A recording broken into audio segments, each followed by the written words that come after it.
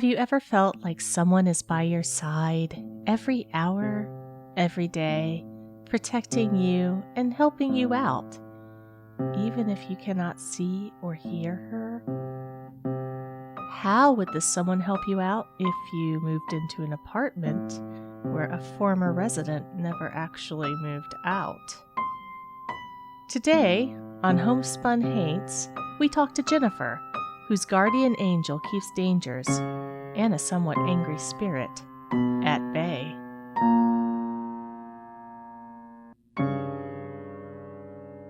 Hi, everybody. Welcome to Homespun Haints. I'm Becky. And I'm Diana. And we are joined today by Jennifer, who is our first guest who is not in the South. She is calling in from good old Brooklyn, New York. So thank you, Jennifer, for being on the show today. I'm very happy to be your first north of the Dixie line guest. You're very welcome. We needed some diversity in this Homespun Haints. So there you go. But okay, so you live in Brooklyn now, but you and Becky met in Chicago, right? Correct. And Becky, what year was this? This had to have been at least 22 years ago? 3, 4, 5, maybe? I think it was 1997 or 1998. We played in a band together. We were the string section. Yes, that's correct. We met in Chicago 22 years ago. And we've just crisscrossed the United States, but we've always stayed in contact. So I've been in New York for 10 years now, and I was in San Francisco for 10 years before that. But it was in Chicago for pretty much 22, 3 years. Okay. So, yeah. And I did do a very short stint in the South. That's a fun fact about me. I did live in Auburn, Alabama for almost 2 years. Again, it's a fun fact. Then it's just so fun to know literally the easiest, most succinct way to sum up why I was down in Auburn, Alabama was I followed a cute boy down there. Oh, God, am I a sucker? Never do that. If you already live in Chicago or San Francisco, the cute boys come to you. Well, here's the irony is he knew I existed, but he did not know of my crush on him. And in fact, we missed each other because he was 2 years older than me. So by the time I graduated, I followed him down there. This was like the 90s. You know, we were using yellow pages to look each other up. There was very, very infancy stages of the internet. But there was no way to find him. And by the time I found him, he was long gone. Yes. Jennifer, your story, is it from where you're living now in Brooklyn? Yeah, I mean, so Becky can help lead whatever you want me to talk about. I'm happy to talk about. But in essence, I had mentioned to her that pretty much, I try to think of the most succinct way to say this, which is there's an awareness that I've always had since a young child that there has been a presence and or a person. Some people call it a guardian angel. Some people call, I don't know, like I don't really have a title for it, and I'm not particularly religiously inclined. So, for some people, they're just like, oh, it's just, me talking with God, or it's my God, you know what I mean? Like people have more convenient labels, and I just don't. I just sort of feel like it's just been this presence that's been there my whole life, and it's kind of been more or less obvious to me. And I sent Becky some photos of just like, I mean, it's very Sixth Sense. And, my husband literally is the biggest naysayer. I mean, he literally thinks I'm like cuckoo for Cocoa Puffs and I'm just like this big drama queen. But like, literally, I'm like, look in this photo. There's this huge flash of light. He's like, correct. That's a flash of light. Like, that's literally nothing but like a flash of light. Like, you just have this weird way of spinning everything into a story, and it doesn't need to be.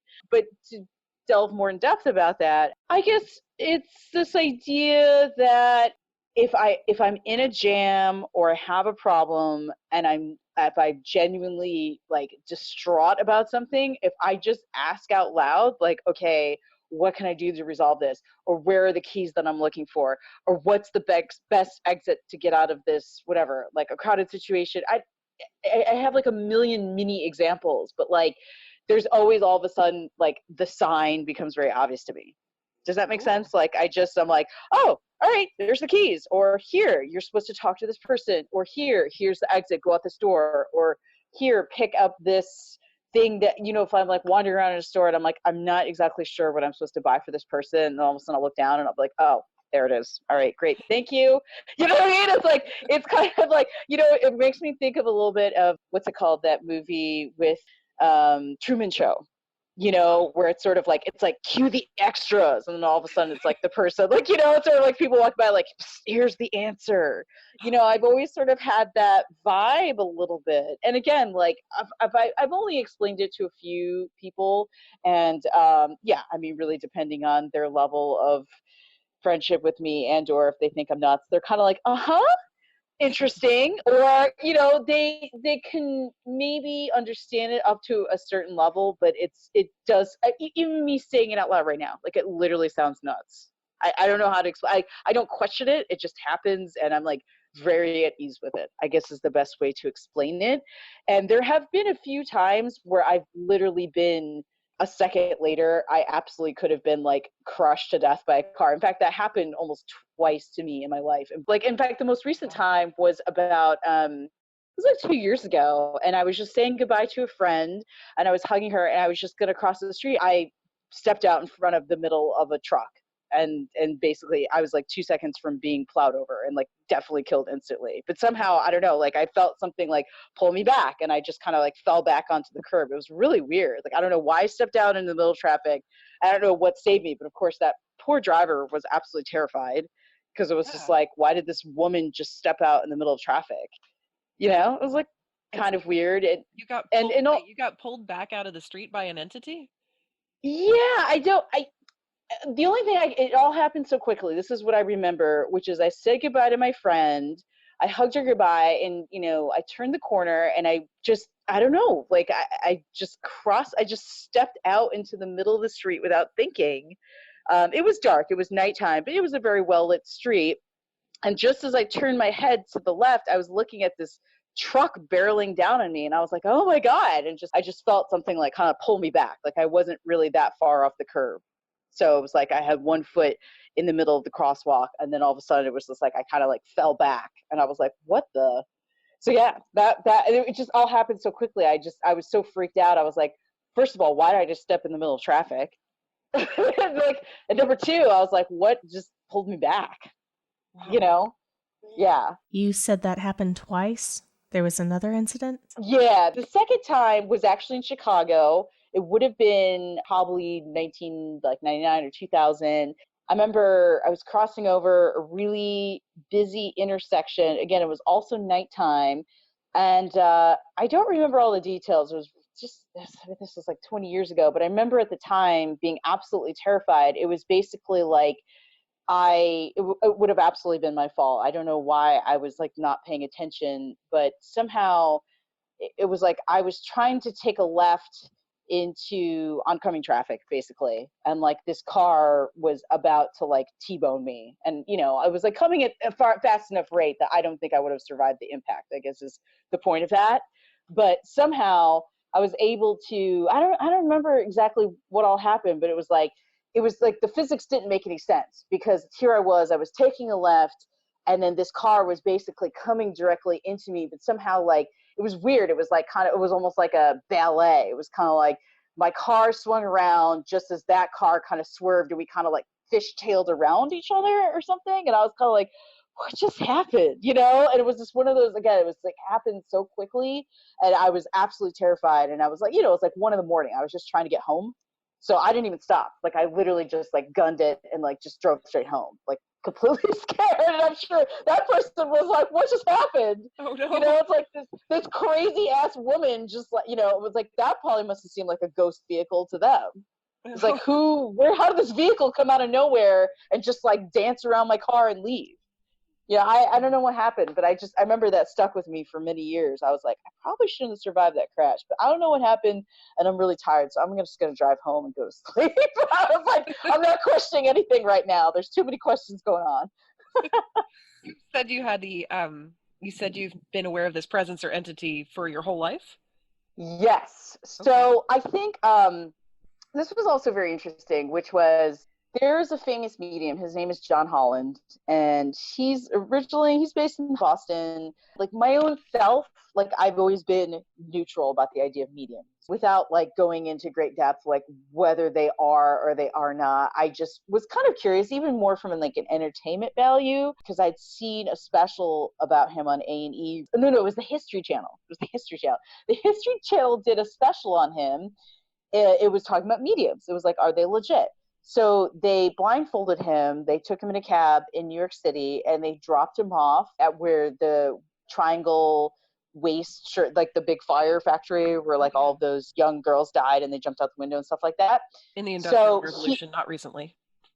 Yeah, correct.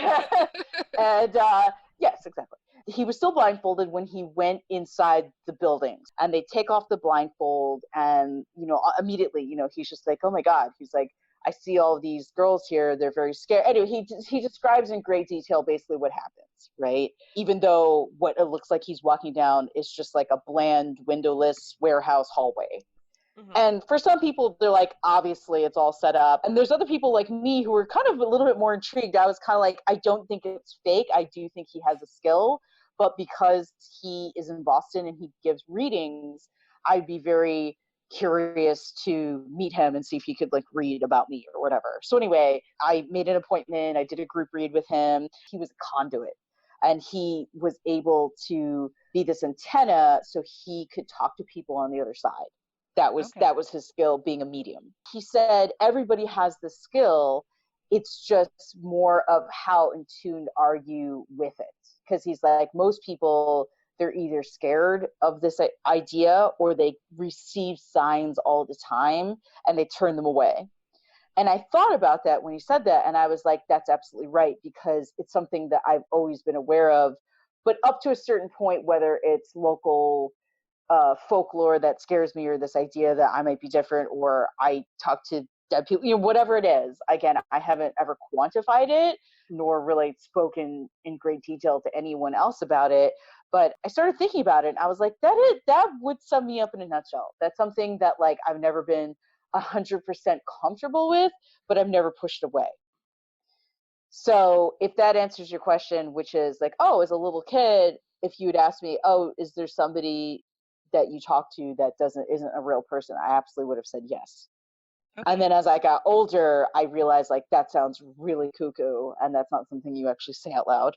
And so like I just was kind of like, things happen, and oh well. So when you were a kid, you would have described it as a person that's not really present for other people, that was just present for you.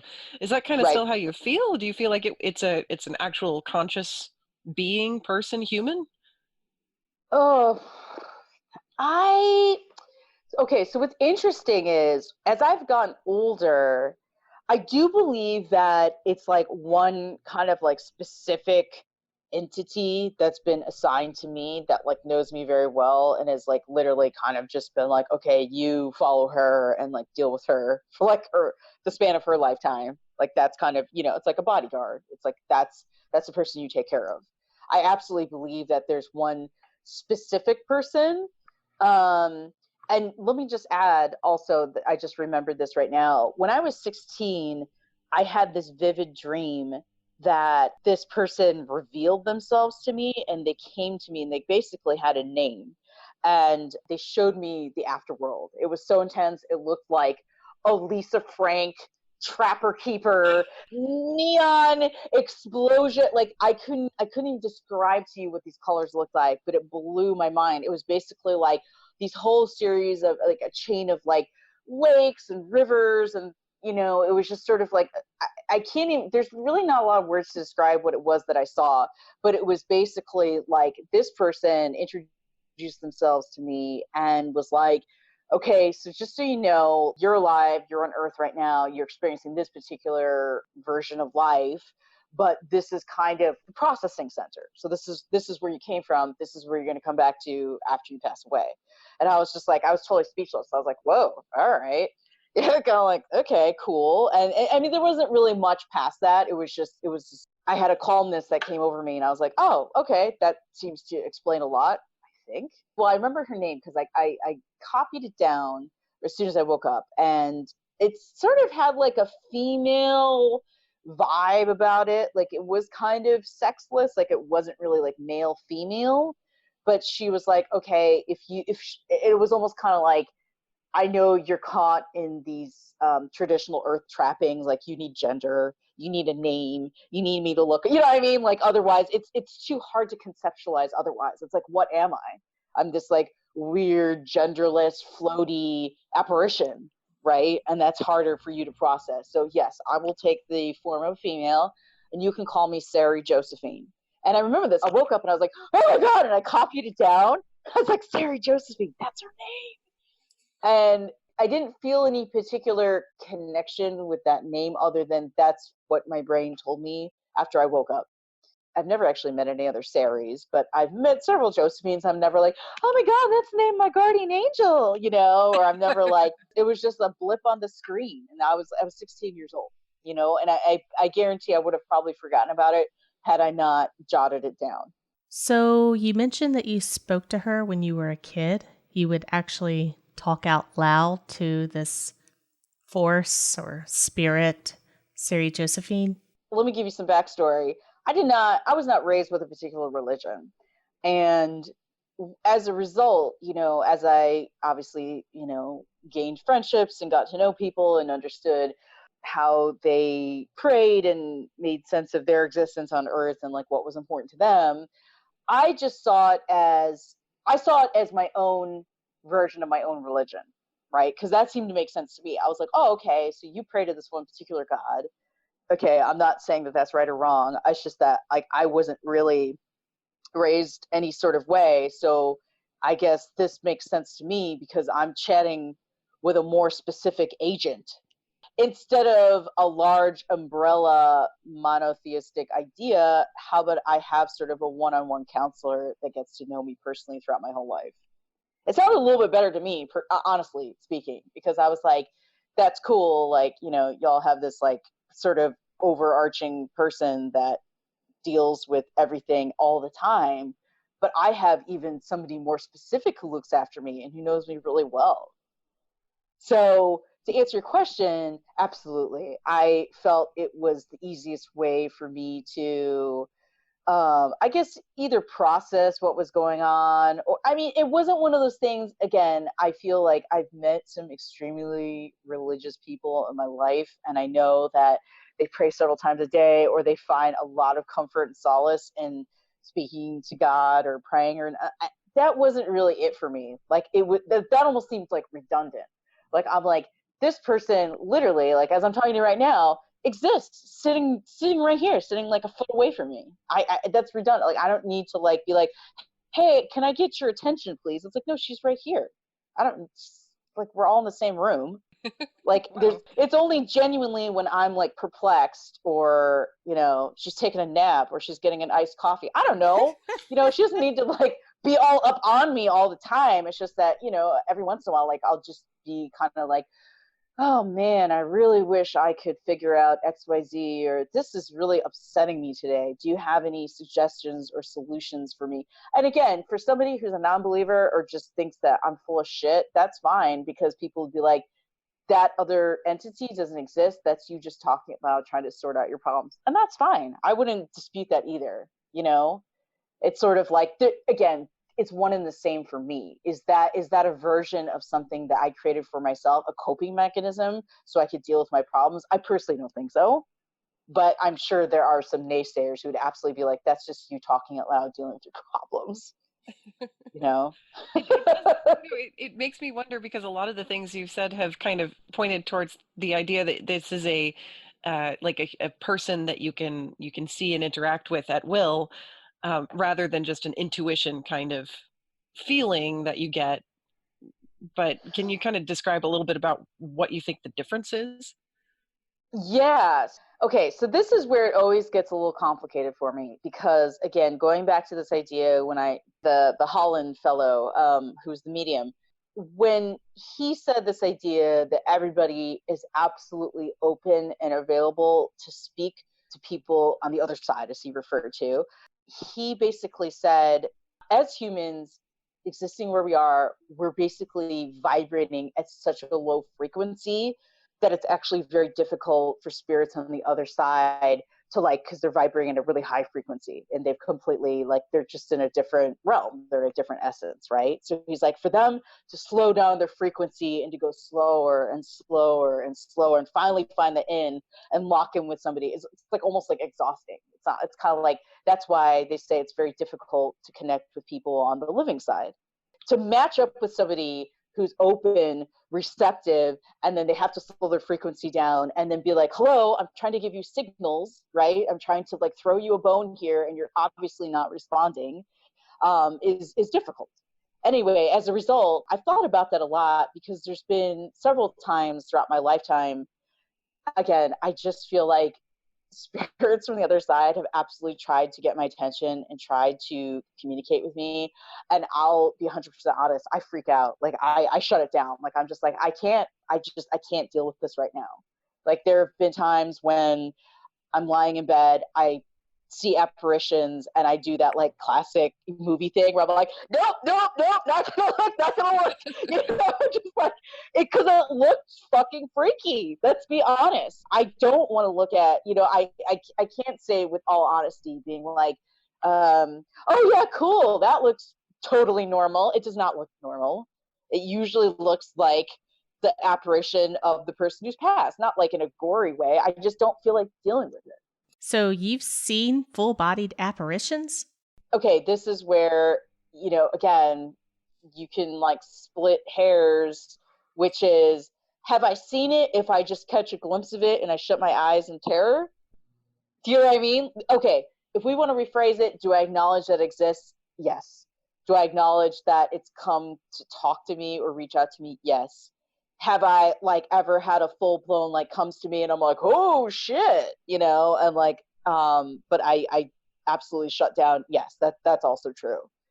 So I always kind of felt like it was a cop out because it's like I never got to like that place where I'm like locked in fear and I'm like, okay, this is really happening. I can start to see the thing coming towards me and I'm like, oh shit, this is not happening. I'm just like, no, not right now. I don't want to deal with this. And I've often, you know, I've had this discussion with my like personal guardian lady, Sarah Josephine.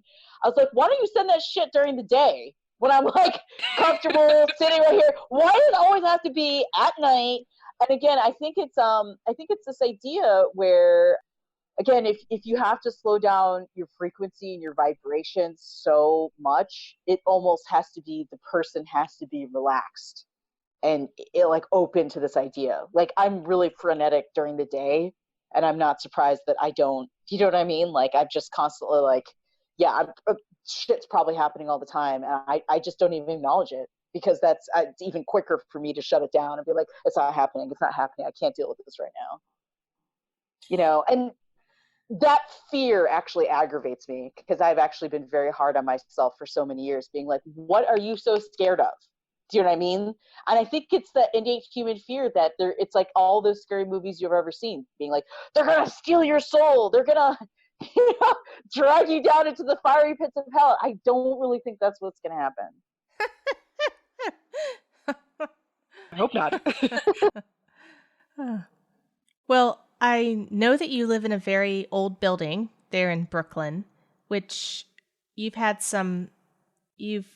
some things, experienced some things there, correct? Yeah. Being in this building, do you think you've seen an increase in these bizarre things coming at you? It's funny, my mom always used to say that, I mean, she herself is very superstitious, and she always used to say, I'm terrified of stepping foot into old buildings, because she totally believes in that, right? She's basically like, yes, that's like the number one way of coming face to face with some like old ass apparitions. You know, she's like, always stay in a new building. This building is 93, 94 years old. There has definitely been, okay, so this is a 2-bedroom place. Our son stays in one bedroom and me and my husband, we stay in the other bedroom. And a few times, you know, our son, he's about to turn 7, he still kind of goes to that like lay down with me, you know, and fall asleep with me type of thing. He doesn't want to fall asleep by himself. He's never said it in so many words, but he started saying something. It was about 6 months ago. He was like, I hate laying by myself in the bedroom because he's like, I'm not alone. And then, of course, my husband and I was like, what does that mean? And he's just sort of like, he's like, there's somebody in there with me. And, again, it's always like, well, what do you do with like child wordplay? Not like there's like a boogeyman underneath my bed. He's just literally like, there's a person inside my room. And I was like, well, what does he look like and where's he staying? He didn't really have an answer for that and I think I knew exactly what he was saying because I was like, oh shit, because like about 9 or 10 months ago, I was sleeping next to him or trying to help him fall asleep or whatever. And, we're like, I mean, it's a twin size bed, right? But we're like spooning. So he's kind of more on the inside towards the wall and I'm on the outside. But I absolutely, the hair stood up on the back of my neck. I 100% felt somebody standing right next to the bed. And again, I just went into that like freeze mode. Like I was just like, my son was kind of about to fall asleep, like his eyes were closed. And so I didn't want to panic him and make him like, I'll start freaking out and stuff like that. But like, I could feel my hands like start to sweat. And I was like, I don't know. I was like trembling. Like, I was just like, should I get up? Should I turn around? I just didn't know what to do. So I just laid there completely petrified for like 5 straight minutes. So that I felt the thing leave, and then I finally I leapt up and then I left the bench. I felt bad leaving my son, but I was like, he's already asleep, he's fine. he's taken care of. I'm the one who's still awake and terrified. And I ran to the other bedroom. My husband was still up, and I told him what just happened again. Like, he just gave me that look like, are you crazy? He just started like, what are you talking about? And I'm like, I don't know. I'm like, I was just laying there and I felt this thing. And he's like, what thing? I'm like, I don't know. It was like to be honest, it felt a little bit, it wasn't like, I'm here to kill you, but it wasn't a friendly vibe either. And in my experience, it's always kind of been one of those things where it's like what are you doing here? Kind of like the Nicole Kidman movie, The Others, where they're confused. Mm-hmm. They're kind of like, I live here. What the hell are you doing here? And to tag on to that story, my mom, this is, again, sort of a similar vein. Her family, this is like in rural Taiwan in the 40s. Her mother, my grandmother, started this hotel. And it was just like a 12-room hotel. But because of where they were located, Taiwan's like a small mountainous island outside of Taipei. In this part called Peito, they have what they're well known for is these hot springs. And my grandma was like, hey, why don't I create this, sort of like a little bit of a gimmick, but a hotel where each room features a hot spring. So it was pretty successful. So it started off as like a little 12-room thing in like the 40s and 50s. And anyway, it ended up growing. And so my mom grew up in a really big family, and the family just grew up helping out the hotel. So the hotel became bigger and bigger. Eventually they sold out, and then just, the land is now not owned by them at all. But in the 70s, there was this one room that was haunted all the time. And they decided to get a medium to call in and be like, guests are always complaining that, the lights flicker on and off and the TV comes on and off. And there's always like these cold spots in the room and stuff like that. And could you just kind of figure out what's going on? So the medium comes in, and after an hour, she comes back out, and she was like, so I spoke to the guy who died in that room, and they had not told her anything. And that was true. A few years earlier, a fellow had drank a bunch of beer, had fallen asleep in the hot tub, and he drowned. And anyway, he literally was confused. He thought he was still alive, and he thought everyone was like turning the TV off. He thought like people were like, he was just chilling in the room. He didn't even know he's dead. And this like medium was like, you gotta go. You're like scaring everybody. So anyway, it like that story really stuck with me for a long time, because I think about that. I'm just like, oh, what a tragedy. Like, what if you don't even know you're dead? And that's what makes me think of that presence that we occasionally feel in my son's room. And I'm just like, I would not be surprised if that's just like, what are you doing here? Like, I live here. Oh, creepy. Yeah. So you were telling me the other day that, I know you say that your husband is like my husband. He's like, oh, it's nothing. It's all in your head. Yeah. But you said that he had, the other day, he was trying to, something about a lamp? Yes. Tell us about that. It was the first time that I saw sheer terror in his face. And I was like, yes. It's because so we have this lamp, it's like one of those small table lamps that, you're supposed to use that little twisty knob thing to turn it on. And obviously you plug it in. Well, the problem is when our son was like 2, he unscrewed the little twisty knob all the way and it flicked off. Anyway, so you can't even like use the little twisty knob anymore. You just have to physically plug the lamp in and out. So we used to have this lamp in another part of the apartment, and we recently moved it next to the night table on my side of the bed.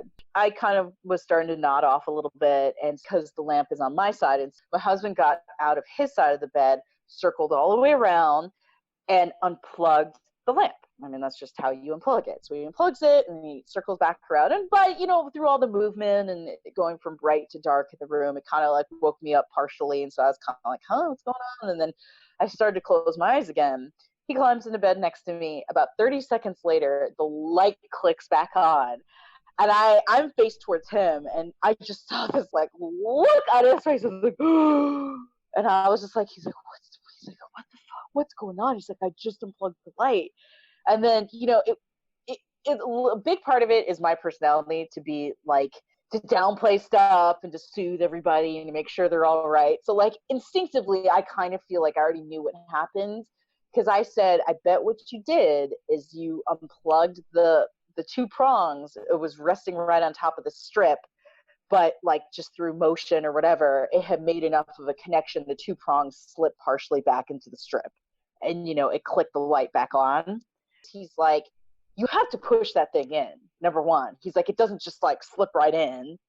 And number 2, he's like, I pulled the whole plug out and like put it to the side of the strip. He's like, it was not like resting on top of it. And I was like, hey, yeah, but those were his words, not mine. And even though I technically was in the room with him, like I didn't see any of that, like because my eyes were closed. But again, it was a little bit of a victory, and I was like, "See."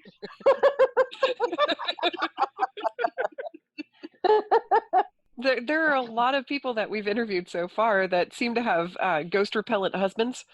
So yep. Sounds about right. This is a theme, right? The husband's going, "What are you talking about? Ever since I got here, things happened." And Yes, that was the first time that I saw a little glimmer of like terror. He's like, you may be right. It's a man, and he doesn't know he's dead. Yeah. Sorry, that's my cat. Do you relate the lamp turning back on? Did you feel anything about the entity that was in your son's room being present, or any kind of energy, or just? So I think in that moment, no. Although, again, if we want to just go back to this idea, like Sarah Josephine is like my little negotiator. She's sort of like, she's trying to sleep. Leave her alone. There's also another thing. Again, it's just one of those like quirky things. Another sign that they say that there's a guardian angel or somebody around you or whatever. It's like if you see a penny on the ground. And what'll happen is I'll go by, especially nowadays, everyone uses debit cards and, electronic money and PayPal and Venmo and Zelle and whatever. It's like to physically see money is more and more rare, right? So I feel like that even heightens it. That raises the stakes even more because I'm like, it's not like people are walking around with a bunch of change in their pocket and it falls out. But if I'm like having a bad day or I'm like I said, I'm just sort of like up in my head or I'm thinking a lot about something or whatever, all of a sudden I'll just see a penny on the ground. I'll be like, all right, thank you. All right, I get it. It's like a signal for me that like I'm not alone. Going back to that like pleasant energy, I personally think that that's Sarah Josephine. I don't think that that's somebody else, but it could be. And that's the type of thing where I'm open and receptive to. Where I'm kind of like, if you can show me in other ways, that's not some like freaky ass apparition in the middle of the night. Like that's not a good way to get my attention.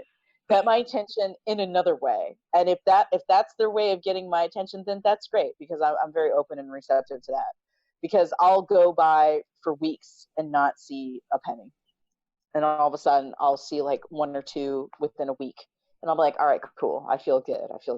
Very, very cool. Well, speaking about your guardian angel, for lack of a better way of describing her, I know you sent me some photos that you took or somebody else took of you, that you're in the photo and there's this beam of light. Actually, it's almost like two beams that come in at an X pattern. And you also sent me some photos that I think were taken in Japan of a green glowing light that was surrounding you. It looks like you had a rapid shutter going on, so you had a bunch of photos taken in succession, and the green light kept moving around you. Are you okay with us sharing those photos on the website? Absolutely. You got it. Okay. You got it. All right. Excellent. Well, we'll definitely share those on homespunhaints.com. Awesome. This is cool. These are our first guest photographs, I think. It's awesome. Very cool.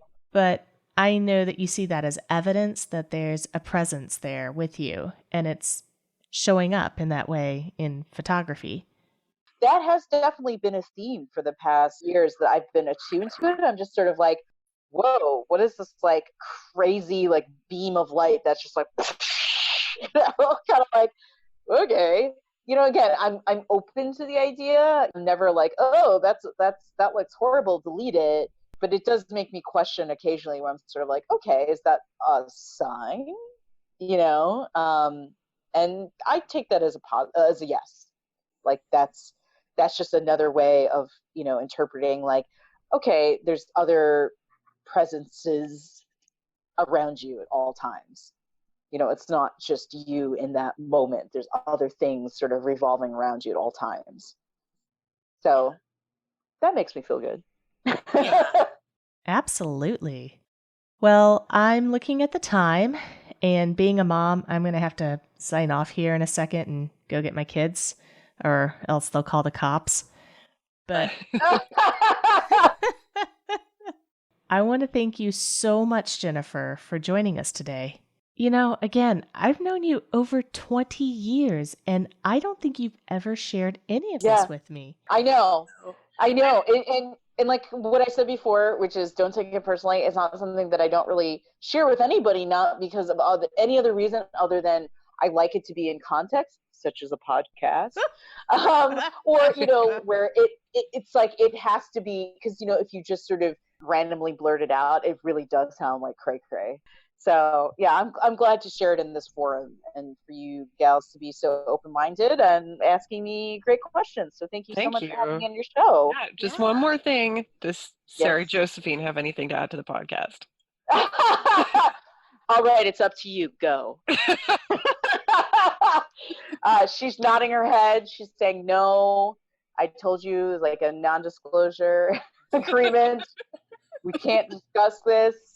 It's just going to come across as a bit wave, like beep, boop, boop, boop. I'm just kidding. So. Awesome. Yeah.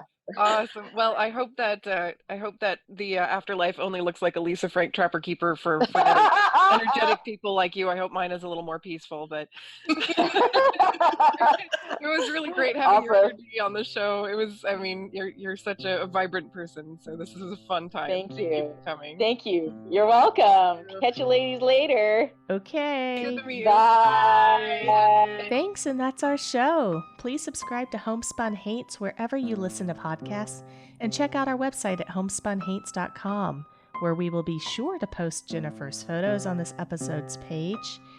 And check out our Facebook page and Instagram profiles at Homespun Haints.